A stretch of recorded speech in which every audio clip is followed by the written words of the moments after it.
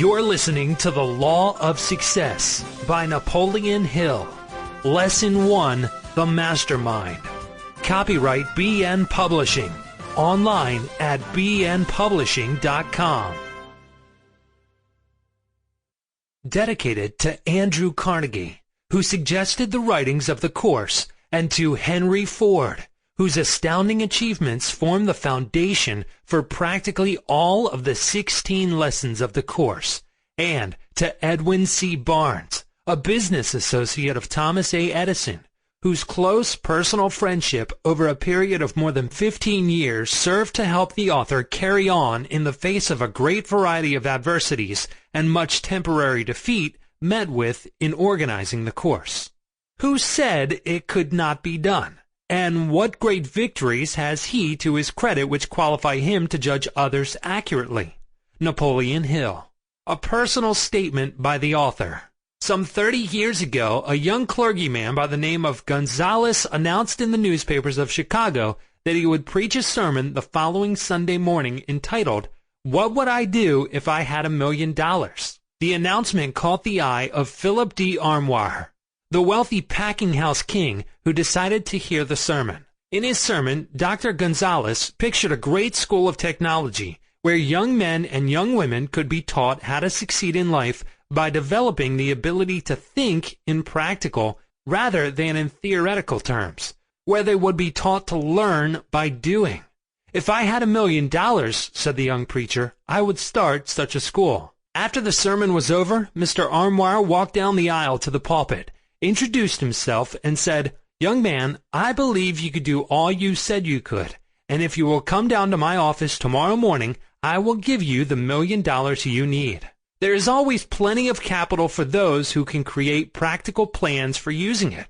That was the beginning of the Armoire Institute of Technology, one of the very practical schools of the country. The school was born in the imagination of a young man who never would have been heard of outside of the community in which he preached had it not been for the imagination plus the capital of Philip D. Armoire. Every great railroad and every outstanding financial institution and every mammoth business enterprise and every great invention began in the imagination of some one person. F.W. Woolworth created the 5 and 10 cent store plan in his imagination before it became a reality and made him a multimillionaire. Thomas A. Edison created the talking machine and the moving picture machine and the incandescent electric light bulb and scores of other useful inventions in his own imagination before they became a reality. During the Chicago fire, scores of merchants whose stores went up in smoke stood near the smoldering embers of their former places of business, grieving over their loss. Many of them decided to go away into other cities and start over again. And the group was Marshall Field, who saw, in his own imagination, the world's greatest retail store, standing on the self-same spot where his former store had stood, which was then but a ruined mass of smoking timbers. That store became a reality. Fortunate is the young man or young woman who learns early in life to use imagination, and doubly so in this age of greater opportunity. Imagination is a faculty of the mind which can be cultivated, developed, extended, and broadened by use. If this were not true, this course on the 15 Laws of Success never would have been created, because it was first conceived in the author's imagination from the mere seed of an idea which was sown by a chance remark of the late Andrew Carnegie.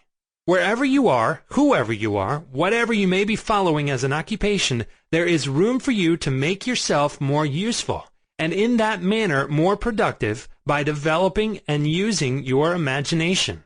Success in this world is always a matter of individual effort, yet you will only be deceiving yourself if you believe that you can succeed without the cooperation of other people.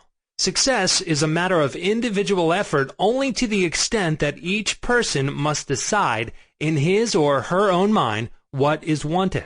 This involves the use of imagination. From this point on, achieving success is a matter of skillfully and tactfully inducing others to cooperate. Before you can secure cooperation from others, nay, before you have the right to ask for or expect cooperation from other people, you must first show a willingness to cooperate with them. For this reason, the 8th lesson Sample complete. Ready to continue?